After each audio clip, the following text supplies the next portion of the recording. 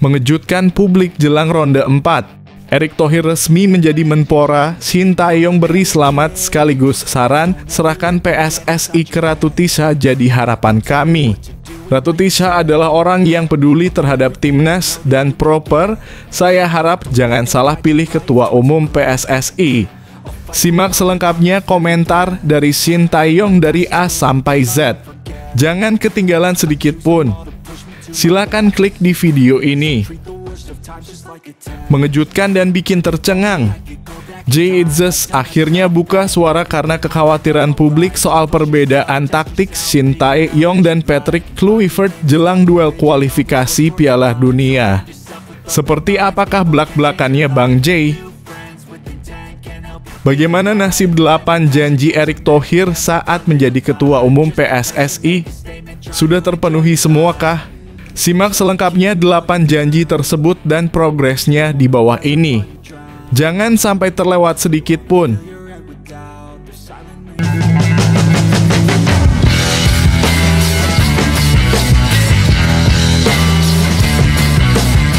Sebelum kita lanjut ke berita terlengkapnya, alangkah mulianya bagi kalian untuk tekan tombol like dan yang belum subscribe, tolong subscribe channel ini.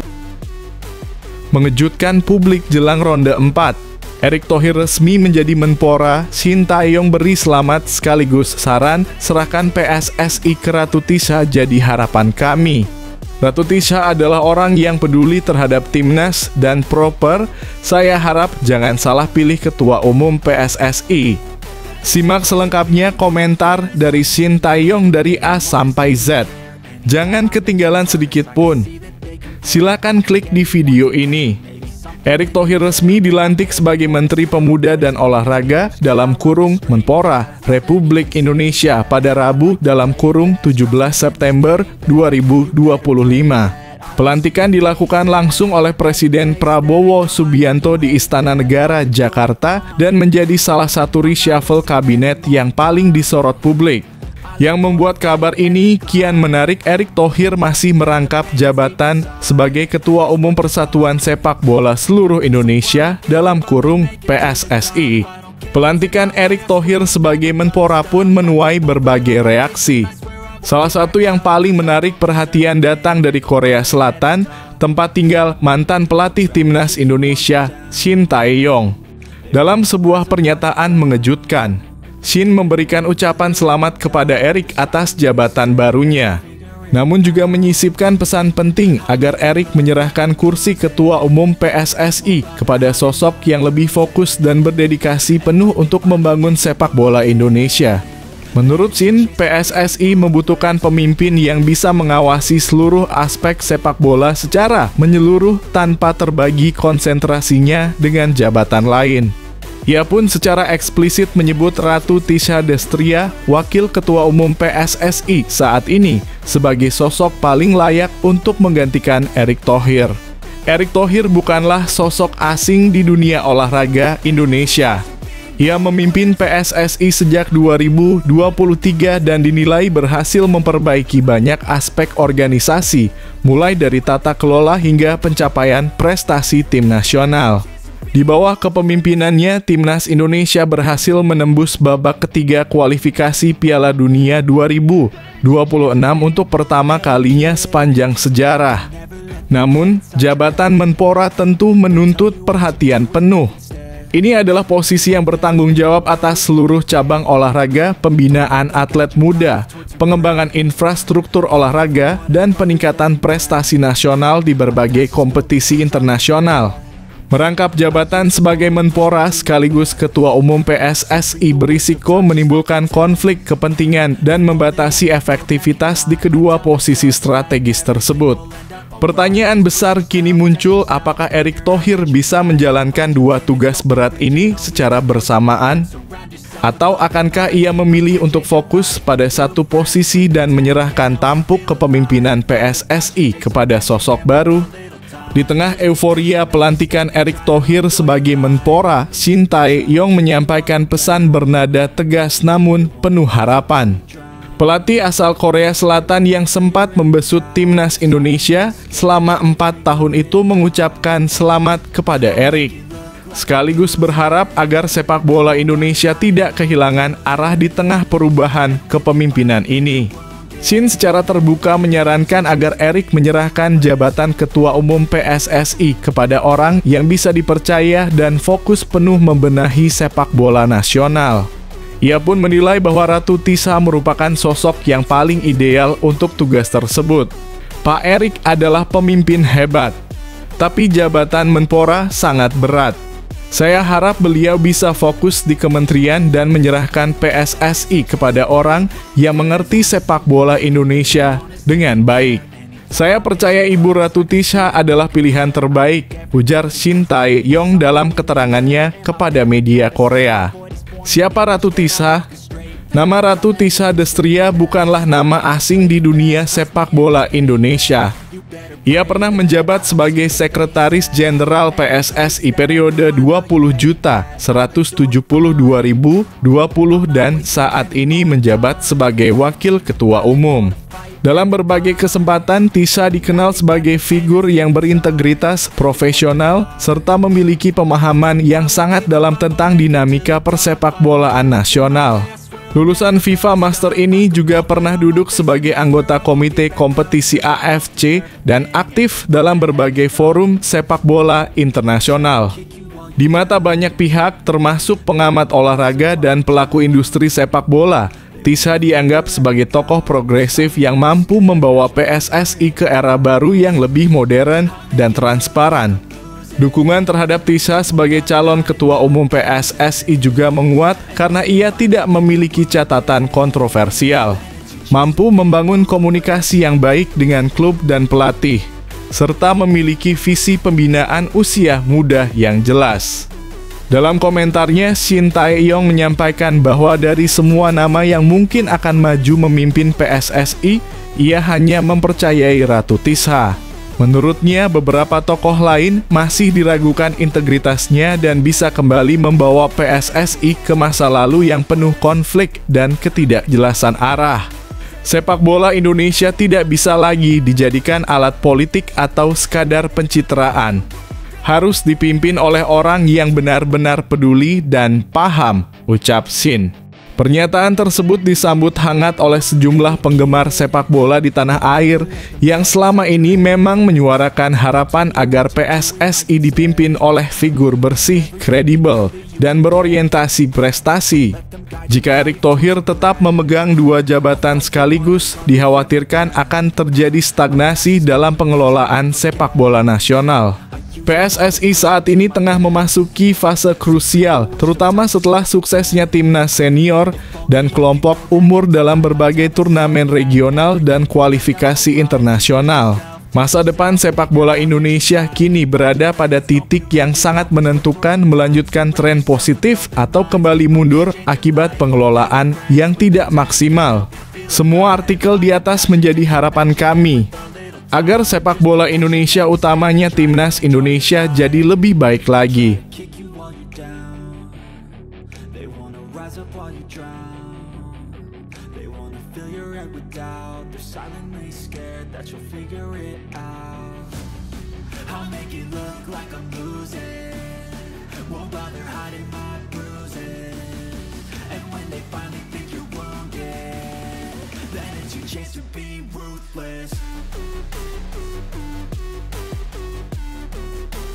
Mengejutkan dan bikin tercengang, Jay Itzes akhirnya buka suara karena kekhawatiran publik soal perbedaan taktik Shin Tae-yong dan Patrick Kluivert jelang duel kualifikasi Piala Dunia.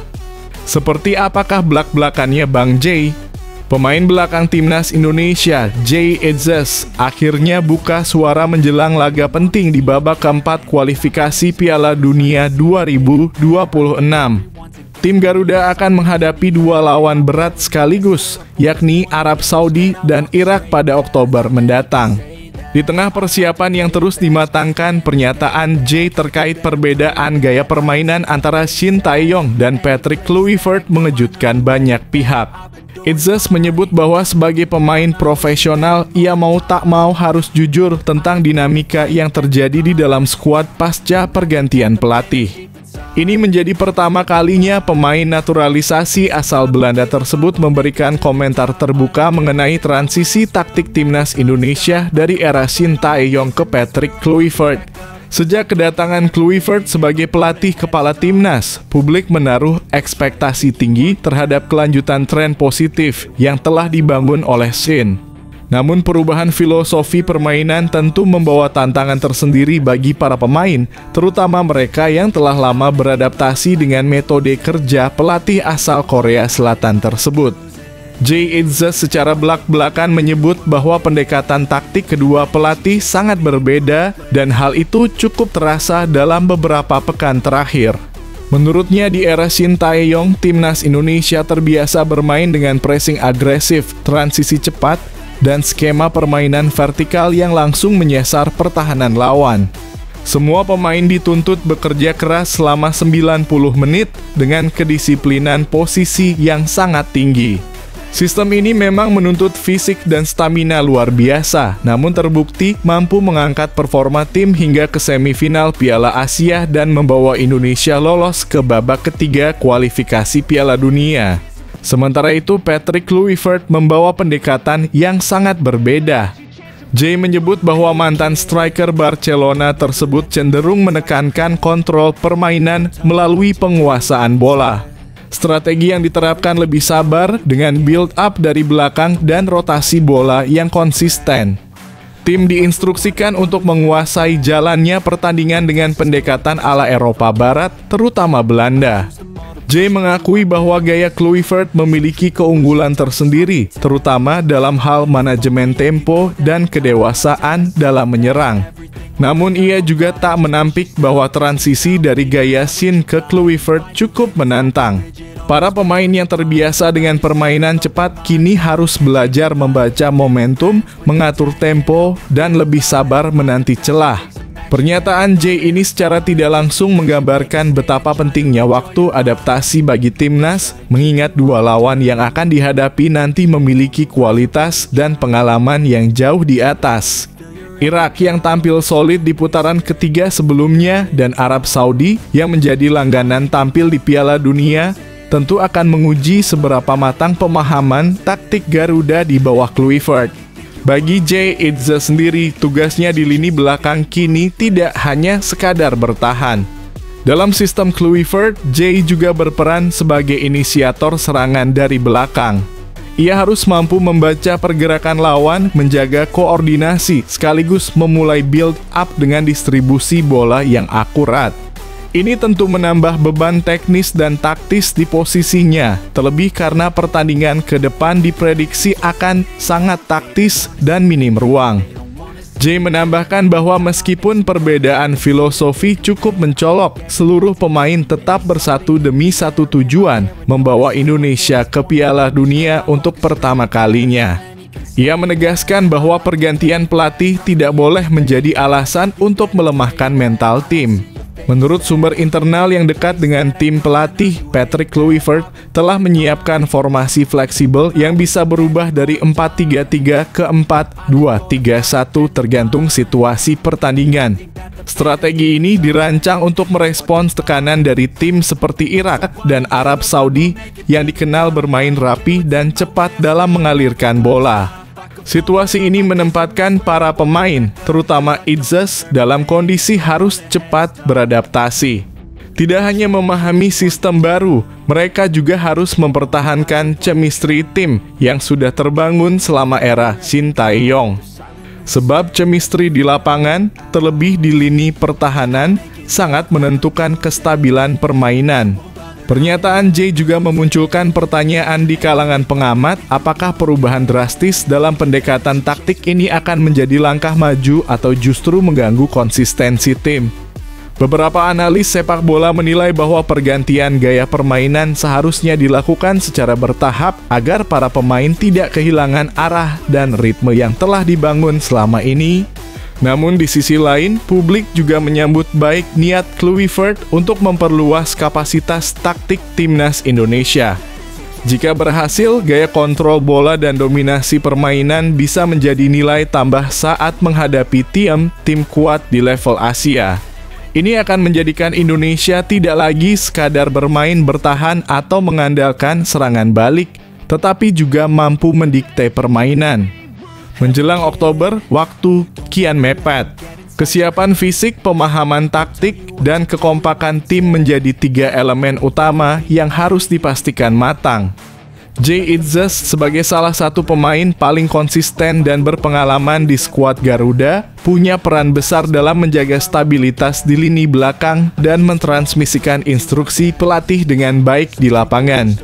Laga melawan Arab Saudi dan Irak tidak hanya akan menjadi ujian bagi Patrick Kluivert sebagai pelatih baru, tetapi juga menjadi penentu arah masa depan timnas Indonesia dalam misinya ke Piala Dunia.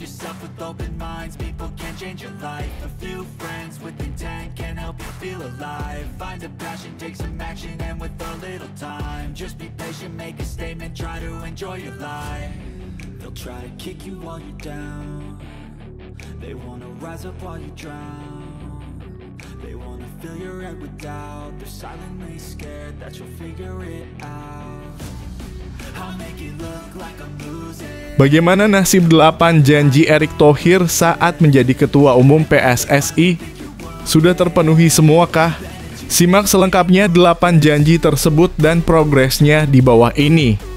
Jangan sampai terlewat sedikit pun. Nama Erick Thohir kembali menjadi sorotan setelah resmi dilantik sebagai Menteri Pemuda dan Olahraga dalam kurung Menpora pada 17 September 2025. Ia menggantikan Dito Aryo Tejo di Kabinet Indonesia Maju dan kini mengemban tanggung jawab baru di tengah jabatannya yang masih aktif sebagai Ketua Umum Persatuan Sepak Bola Seluruh Indonesia dalam kurung PSSI.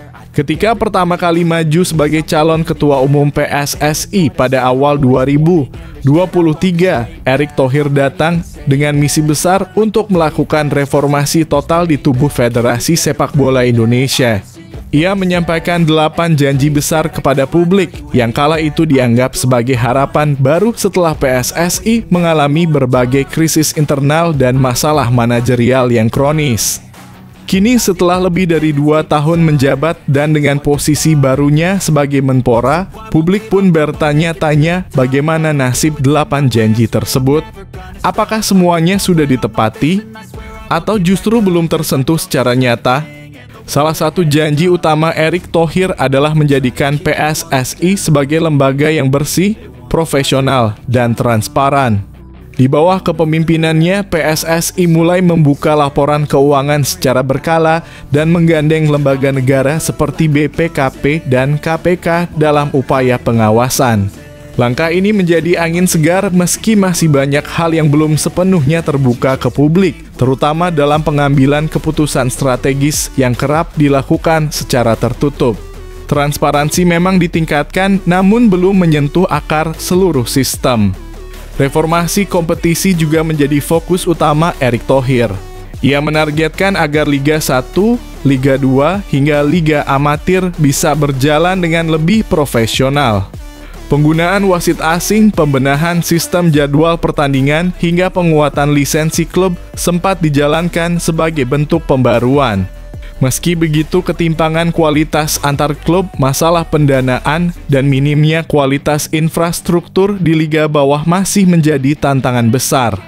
Beberapa klub Liga 2 bahkan mengeluhkan dukungan federasi yang dianggap belum optimal. Transformasi kompetisi memang dimulai, tetapi belum merata.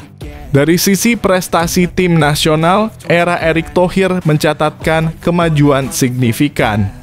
Timnas Indonesia Senior berhasil lolos ke putaran ketiga kualifikasi Piala Dunia 2026, sementara Timnas U-Strip 23 sukses mencapai final Piala Asia U-Strip 23.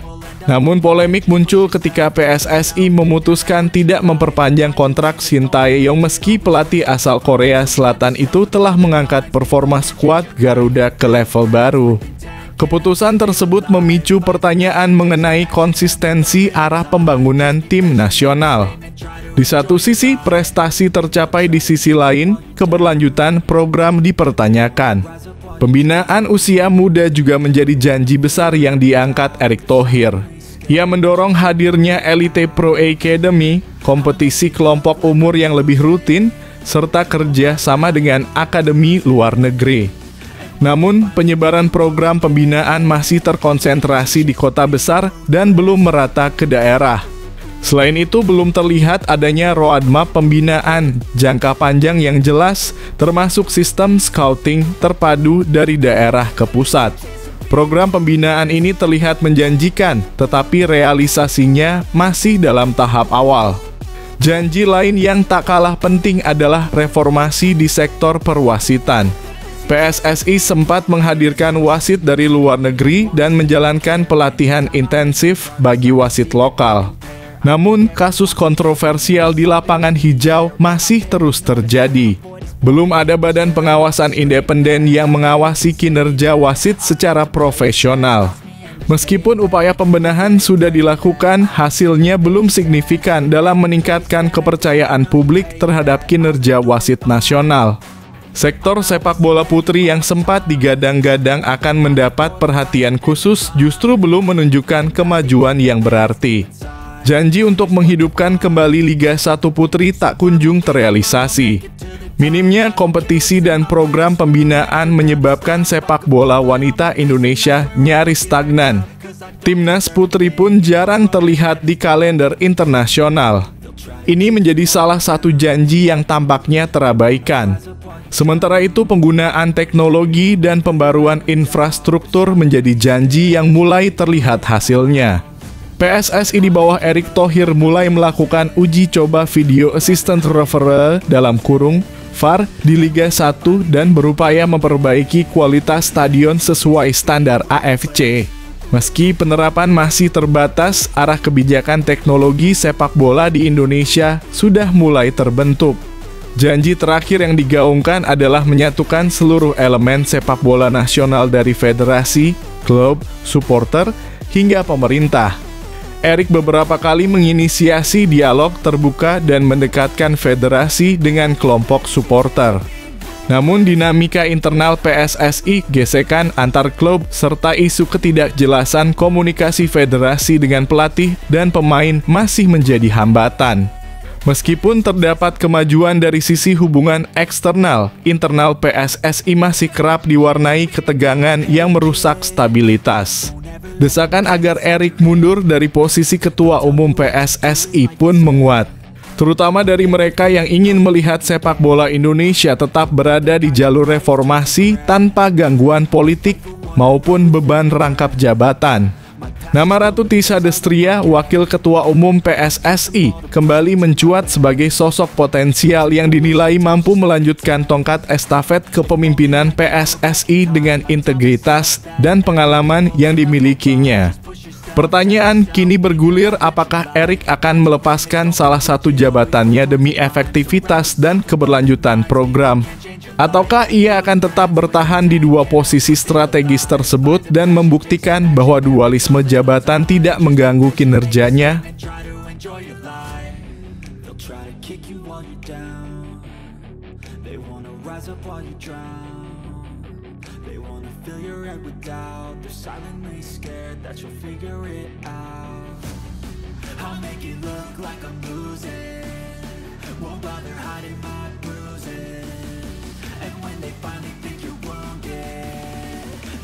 Chance to be ruthless.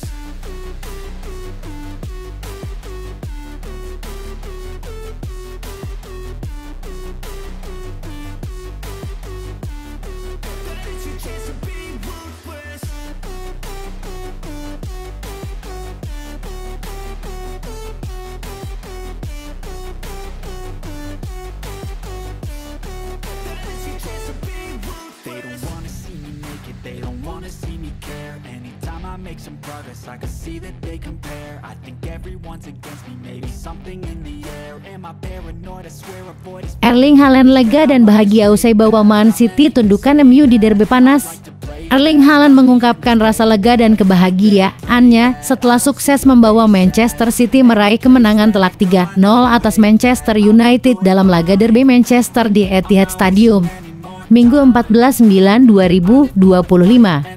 Striker asal Norwegia ini tampil gemilang dengan mencetak 2 gol sementara 1 gol lainnya disumbangkan oleh Phil Foden memastikan dominasi City di kandang sendiri.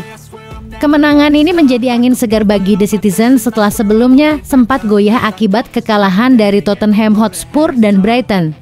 Kami sangat membutuhkan kemenangan ini, ujar Haaland dikutip dari laman resmi Manchester City dalam kurung 15 September 2025. Menang di derby selalu istimewa, tapi hari ini terasa lebih dari itu. Saya sangat lega dan senang kami bisa melakukannya bersama-sama. Haaland menekankan pentingnya kemenangan ini untuk membangun momentum positif menjelang jadwal padat menghadapi Napoli di Liga Champions dan Arsenal di Premier League. Kami harus terus melanjutkan performa ini. Hari ini kami sangat senang, tutupnya. Bagaimana pendapat kalian tentang performa Haaland dan dominasi City di derby kali ini? Yuk, tulis komentarmu di bawah.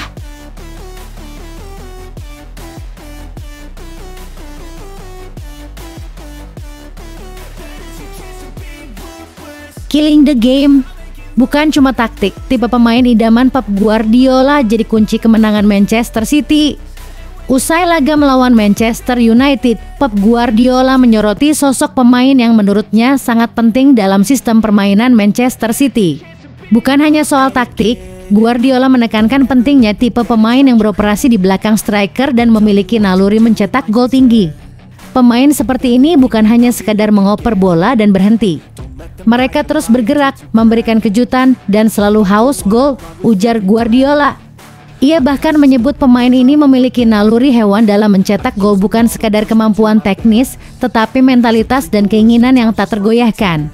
Menurut Guardiola, pemain idamannya akan langsung masuk ke kotak penalti setelah memberikan umpan dengan satu misi, mencetak gol. Jika bola tak datang kepadanya, ia akan merasa kecewa. Filosofi ini pernah terbukti sukses saat City meraih kemenangan penting melawan West Ham 2 musim lalu dengan gol dari pemain yang ia sebut sebagai kunci gelar juara. Bagaimana menurut kamu, siapa pemain yang cocok dengan gambaran Pep ini di skuad City saat ini? Tulis pendapatmu di kolom komentar.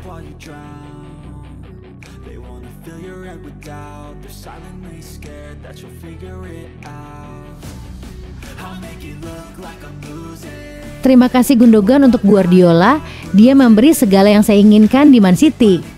Ilkay Gundogan, mantan kapten Manchester City, menyampaikan rasa terima kasih yang mendalam kepada Pep Guardiola atas semua yang telah diberikan selama kariernya di klub. Setelah 8 musim penuh kenangan dan prestasi bersama City, termasuk 5 gelar Liga Premier dan Liga Champions, gelandang veteran asal Jerman ini kini memulai babak baru bersama Galatasaray dengan status bebas transfer. Gundogan adalah rekrutan pertama Guardiola di Man City pada 2016 dan sukses menutup periode pertamanya dengan membawa tim meraih treble di tahun 2023 sebagai kapten. Setelah setahun di Barcelona, ia kembali lagi ke Etihad atas ajakan Guardiola, bahkan memilih tinggal dekat dengan sang pelatih. Menurutnya, hubungan mereka lebih dari sekadar manajer dan pemain. Guardiola memberi segala yang dia impikan dalam sepak bola dan membawa dampak besar dalam kariernya. Saya rasa setiap pemain yang pernah bermain di bawahnya pasti merasa sangat beruntung dan terhormat bisa belajar langsung dari yang terbaik, ungkap Gundogan. Dalam 358 penampilan, ia mencetak 65 gol dan meninggalkan City saat klub tengah merombak skuadnya usai musim yang kurang memuaskan. Kini, sebagai sosok berdarah Turki, Gundogan sangat antusias mengakhiri kariernya di Galatasaray, klub masa kecil yang juga didukung keluarganya. Ia mengaku campur aduk antara perasaan nostalgia dan kebahagiaan saat kembali ke tanah kelahiran. Bagaimana menurut Anda tentang perjalanan karier Ilkay Gundogan ini? Apakah Anda setuju bahwa Guardiola adalah sosok kunci kesuksesannya? Atau menurut Anda, momen terbaik Gundogan selama di Man City adalah yang mana? Bagikan pendapat Anda di kolom komentar.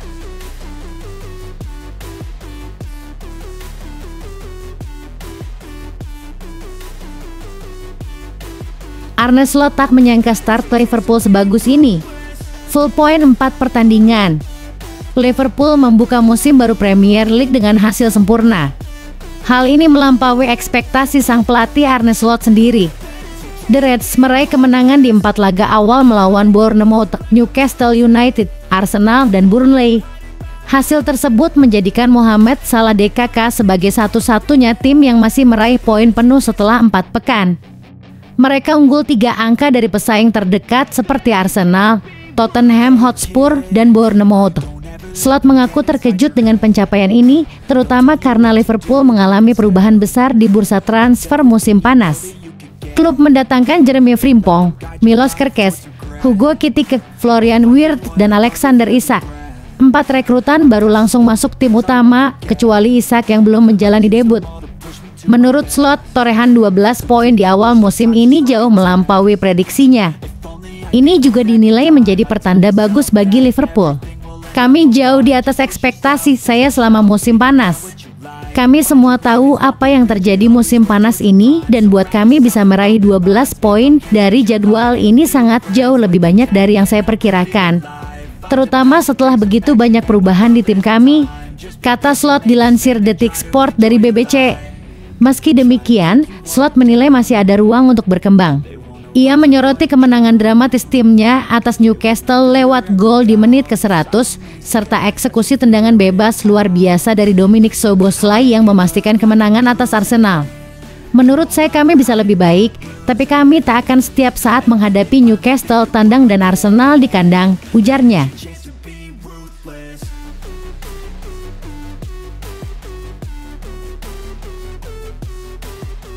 Bilbao versus Arsenal, efek instan Gabriel Martinelli. Bikin gol dan buat meriam London di atas langit. Gabriel Martinelli langsung memberi efek luar biasa usai turun sebagai pemain pengganti melawan Athletic Bilbao. Winger Arsenal itu langsung mencetak gol. Arsenal bertandang ke markas Athletic Bilbao pada pekan pertama Liga Champions, Selasa, dalam kurung 16 September 2025, malam waktu Indonesia Barat. Meriam London tak menjadikan Martinelli sebagai starter di laga ini. Alih-alih Martinelli, manajer Arsenal Mikel Arteta lebih memilih memainkan pemain anyar Eberechi Chiesa. Tim tamu kesulitan menembus pertahanan Bilbao yang mampu menahan imbang tanpa gol hingga jeda. Arsenal masih belum bisa membongkar pertahanan Bilbao di awal babak kedua. Gabriel Martinelli akhirnya dimainkan pada menit ke-71 menggantikan Eza. Martinelli langsung gaspol setelah masuk lapangan. Dia menerima bola lambung di dekat garis tengah sebelum membawanya masuk ke kotak penalti Bilbao dan menembaknya ke dalam gawang. Squawka mencatat hanya butuh 46 detik bagi Martinelli untuk mencetak gol setelah masuk menggantikan Eza. Itu menjadi gol pertama Arsenal di Liga Champions 2025/2026. Arsenal menggandakan keunggulan melalui gol Leandro Trossard jelang waktu normal habis.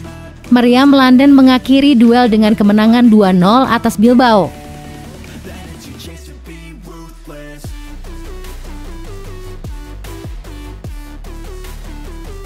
Enzo Maresca percaya diri Chelsea kembali berlaga di Liga Champions. Pelatih Chelsea, Enzo Maresca, menyambut penuh antusias kembalinya The Blues ke ajang Liga Champions UEFA setelah 2 tahun absen. Mereka akan menghadapi Bayern Munchen di Allianz Arena, laga yang mengulang final legendaris 2012 di mana Chelsea secara dramatis meraih trofi pertama mereka. Maresca mengungkapkan kebanggaannya, setahun lalu kami masih bermain di babak playoff Liga Konferensi, jadi sangat menyenangkan bisa kembali ke sini. Chelsea datang dengan modal kuat setelah sukses menjuarai Conference League dan Piala Dunia antar klub FIFA musim lalu. Menang di kompetisi tersebut meningkatkan pengalaman dan kepercayaan diri skuad muda kami, tambahnya. Meski Bayern Munchen diunggulkan, Maresca yakin timnya bisa memberikan perlawanan sengit dan tampil maksimal. Menurut kamu, seberapa besar peluang Chelsea mengulang kejayaan di Liga Champions musim ini? Apakah Maresca mampu membawa The Blues bersinar lagi? Yuk, bagikan pendapatmu di kolom komentar.